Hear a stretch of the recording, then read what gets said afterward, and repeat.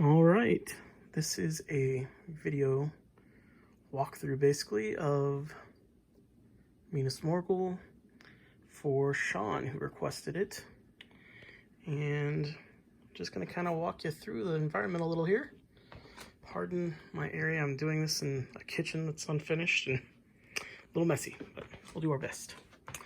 So, I believe this is the exact same size as Minas Terrace footprint, at least, same base size. And noticeably it's going to be a lot smaller in height because just the overall height of the city walls are just not as high, and it's only got the one tower. Come on the back here for you. So you got the front city ruins there. Here's the back of it. Really nicely detailed and painted rock.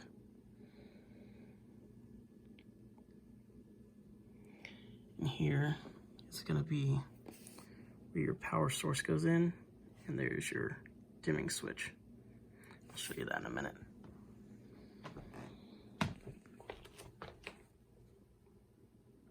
So really great details. Keep this focused.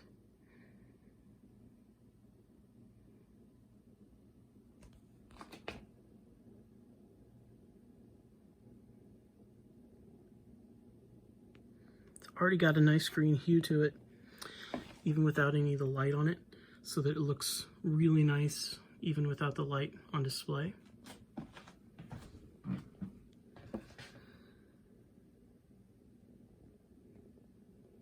Lots of very tiny spikes that I'm really surprised did not break in transit. Try and zoom in on the gate here. There's your gargoyles. Decent amount of detail on them despite being so small. Sorry for my squeaky floor here. This is my finger to size comparison there. So you can see how kind of, there we go. Just how tiny those are, but still very nicely detailed. And here you'll see the start of the stairs. It just cuts off because otherwise it would just be a giant cliff face there. And you can actually see under the bridge. The water, they did an amazing job on the water because it really catches light beautifully. Got some overhead lights on right now that are just, they make it look great. Really cool bridge details.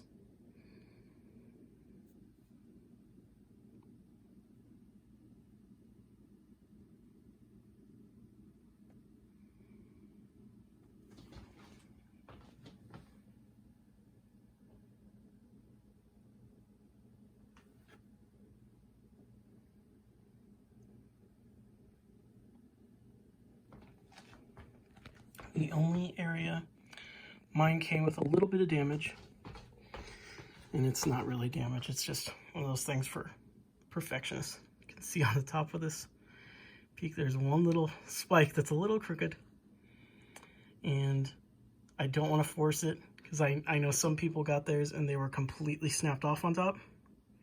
So I'm very lucky. It just looks like one.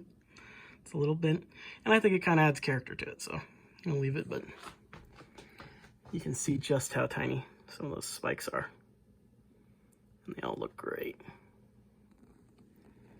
Real beautiful job on the weathering too. Everything looks like rusted metal. Dripping down.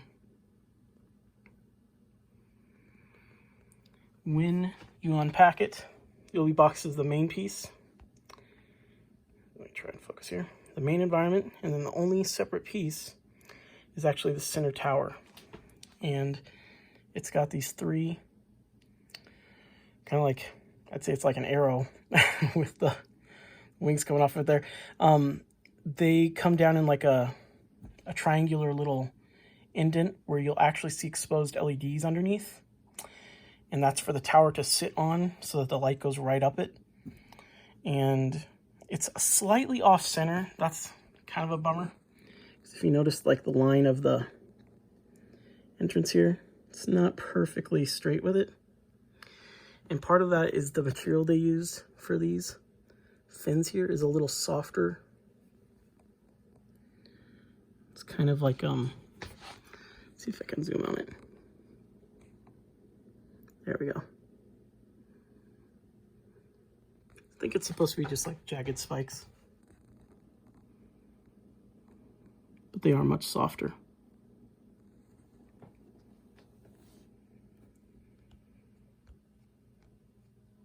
So that's the basics. Now I'll show you the light with, right now I've got some very bright overhead lights and kitchen lights as well. So this is under really good amount of lighting. I'll show you how the light kicks on. So first things first, I'm gonna click it on.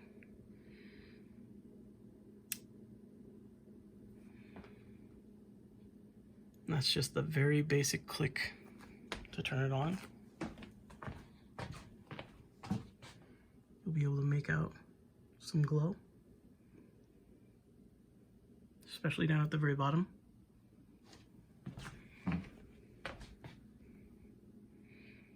And then I'll keep turning this till you can see the intensity all the way at max.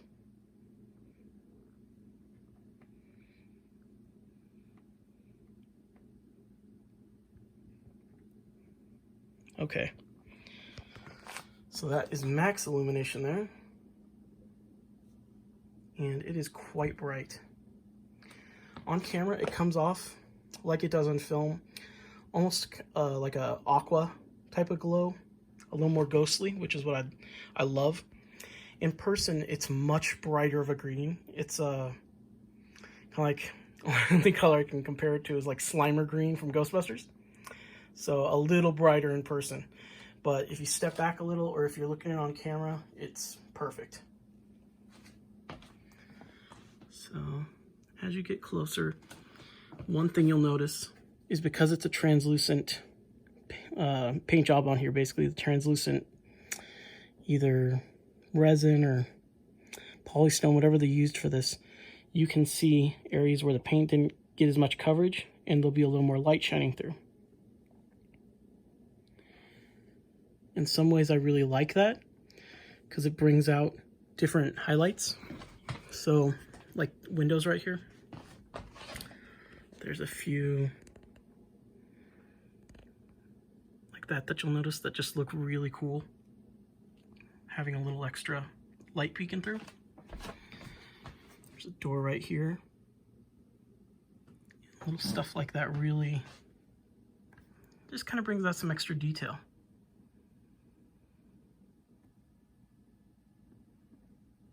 I guess you'd call it like light bleed through it, what you get on a lot of models.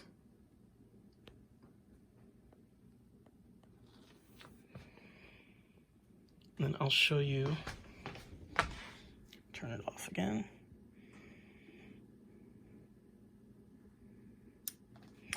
Let me hit all the lights real quick.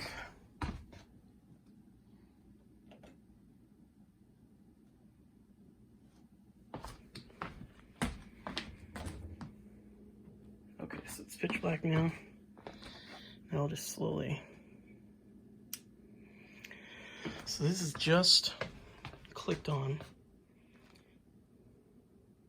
You can see it's got a really nice glow, even in complete darkness there. As I dial it up, more and more details are going to be popping. So that's max. And at max, you can make out almost everything on it. You'll even get a really great, depending on if I can get this to focus, a really great green reflection off the water. Those runes at the front light up very subtle.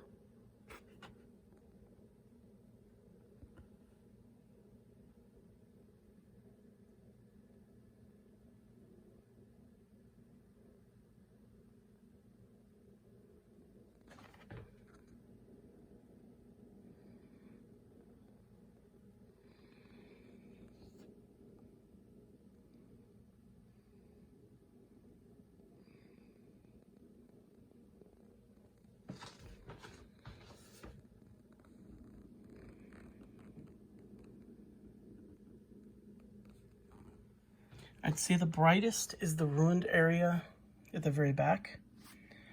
This whole section back here. It is super bright from base. It must be where all the LEDs are focused. You can really see it kind of shine through when you're overhead like that.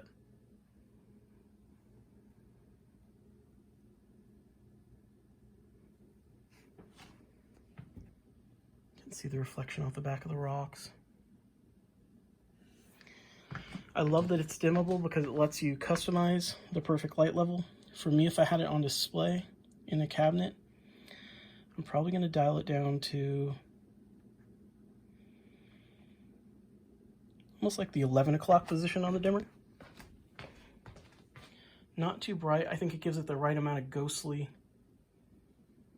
reflection and light there. Still comes off the water and doesn't shine quite so bright at the base where it's distracting. I think it just looks spookier that way.